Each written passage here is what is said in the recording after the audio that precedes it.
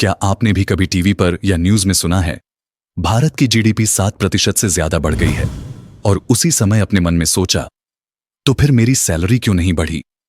देश तरक्की कर रहा है, शेयर मार्केट ऊपर जा रहा है, बड़ी कंपनियां रिकॉर्ड मुनाफा कमा रही हैं, लेकिन आम आदमी की जिंदगी वैसी की वैसी है। किराया बढ़ रहा है, स्कूल की फीस बढ़ रही है, सब्जियां महंगी हो रही हैं और सैलरी वहीं की वहीं। तो सवाल बहुत सीधा है, अगर जीडीपी बढ़ रही है तो आम आदमी को उसका फायदा क्यों नहीं दिखता। सबसे पहले समझते हैं कि जीडीपी होती क्या है। जीडीपी यानी ग्रॉस डोमेस्टिक प्रोडक्ट, मतलब एक साल में देश के अंदर जितनी भी चीजें और सेवाएं बनी उनकी कुल कीमत। सरल शब्दों में कहें तो देश ने कितना पैसा बनाया।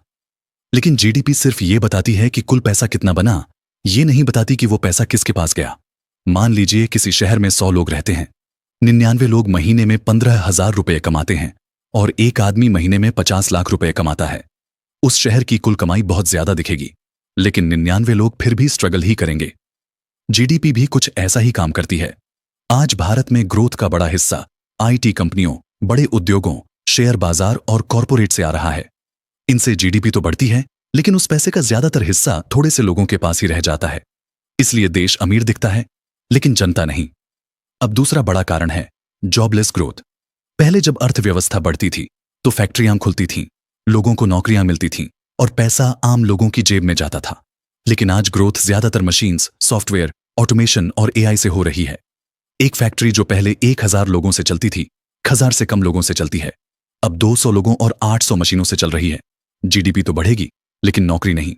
जब लोगों को नौकरी नहीं मिलेगी या सैलरी नहीं बढ़ेगी तो जीडीपी का नंबर चाहे जितना बड़ा हो, जिंदगी नहीं सुधरेगी। अब तीसरा कारण है महंगाई। मान लीजिए आपकी सैलरी इस साल 8% बढ़ी, लेकिन किराया 12%, स्कूल फीस 15% और सब्जियां 10% महंगी हो गईं, तो आप असल में पीछे चले गए। जीडीपी बढ़ी, लेकिन आपकी खरीदने की ताकत घट गई। जीडीपी तभी फायदा देती है जब आम आदमी की इनकम महंगाई से तेज बढ़े। चौथा बड़ा कारण है असमानता यानी इनइक्वालिटी। आज देश में पैसा नीचे से ऊपर की तरफ बह रहा है। मिडिल क्लास ईएमआई चुकाता है, जीएसटी देता है, इनकम टैक्स देता है और वही पैसा बड़ी कंपनियों और अमीर निवेशकों के पास चला जाता है। जीडीपी बढ़ती है, लेकिन वेल्थ कुछ गिने चुने हाथों में जमा हो जाती है। पांचवां कारण है सरकार की ग्रोथ स्ट्रेटजी। जीडीपी बढ़ाने के लिए सरकार highways, airports, defence dealers, big industries पर ज्यादा ध्यान देती है। ये जरूरी भी है, लेकिन इससे छोटे दुकानदार, किसान, रिक्शा वाला और छोटे व्यापारी को सीधा फायदा नहीं मिलता। जीडीपी एक थर्मामीटर की तरह है। यह बताता है कि इकोनॉमी गर्म है या ठंडी, लेकिन यह नहीं बताता कि शरीर का कौन सा हिस्सा बीमार है। अगर जीडीपी बढ़ रही है लेकिन नौकरी नहीं, महंगाई ज्यादा है और इनकम नहीं बढ़ रही, तो आम आदमी को कोई फायदा महसूस नहीं होगा। तो असली सवाल यह नहीं होना चाहिए कि जीडीपी कितनी बढ़ी। असली सवाल होना चाहिए, क्या लोगों की जिंदगी बेहतर हुई। जब जीडीपी ग्रोथ जॉब्स, इनकम और कॉस्ट ऑफ लिविंग से जुड़ जाएगी, तभी आम आदमी को उसका असली फायदा दिखेगा। अगर आपको यह वीडियो समझ आया हो तो इसे लाइक करें, शेयर करें, ताकि और लोग भी ये सच्चाई समझ सकें।